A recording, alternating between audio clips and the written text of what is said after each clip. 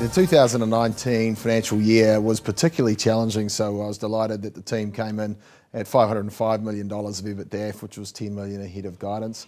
Key things that drove that was high geothermal production, up to about 98% availability, which is tremendous, and that was a record for us.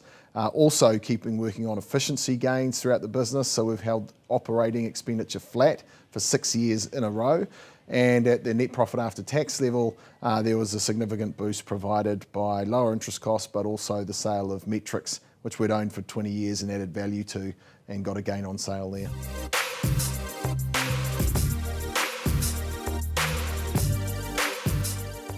The long-term electricity demand outlook for New Zealand is fantastic. During the last 12 months, we've seen the Productivity Commission, the Interim Climate Change Committee, and the Ministry for Business, Innovation and Employment all reset their long-term electricity scenarios to something which is around 50% higher than where it is today for the next 30 years through to 2050. This is very important for decarbonisation, it's important for our balance of payments, energy security in the country, and also reducing cost to consumers, because of course driving electric vehicles, of which we have the largest fleet in the country, is about 30 cents a litre with a car, and so it's much better to have transport running on that basis.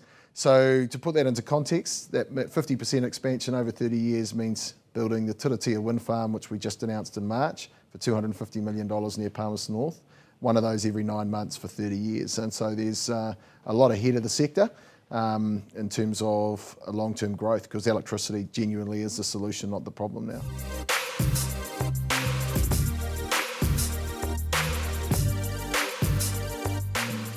Well, there's two great technologies that are intersecting in New Zealand in a wonderful marriage. The first is we have tremendous wind resources in New Zealand, some of the best actually in the world in terms of reliability and wind speeds.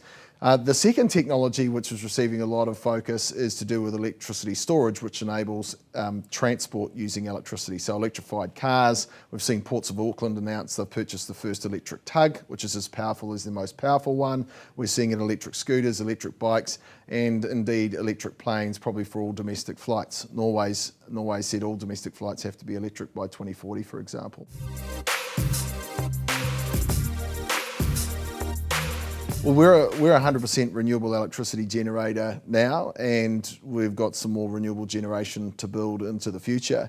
For the country to go 100% renewable, it has to be conscious about system security. It's very important that when the wind doesn't blow, or the sun doesn't shine, or the water doesn't flow, that we have something to back it up. Now, geothermal has been tremendous for New Zealand in that regard, because it's the only renewable that doesn't depend on terrestrial weather systems, because it gets its energy from underground.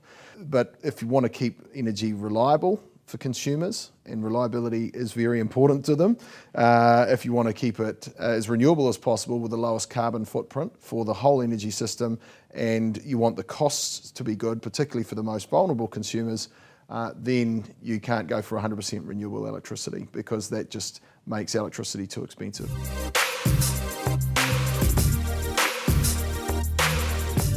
Well, the most challenging aspect of the role since I started 5 years ago, and I've been in the company for 11, is trying to change the narrative on electricity to be the solution and not the problem in the country. It's just such an amazing thing that this country does compared to every other country in the world after 100 years of hard work by Kiwi women and men to produce this system that we have here, and now we can take huge advantage of it going into the future with the renewable resources that we have to build around wind and geothermal.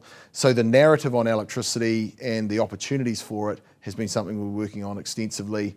That is also hugely rewarding, because I think we've seen that move quite substantially in the last 12 months. The most rewarding aspect of the job is when you see teams working really well together throughout the business and coming up with great ideas and executing on them really well. So that is certainly the most rewarding part.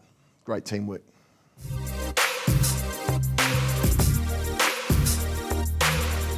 I think the best advice I could have been given then would be to remember that it's a very long game.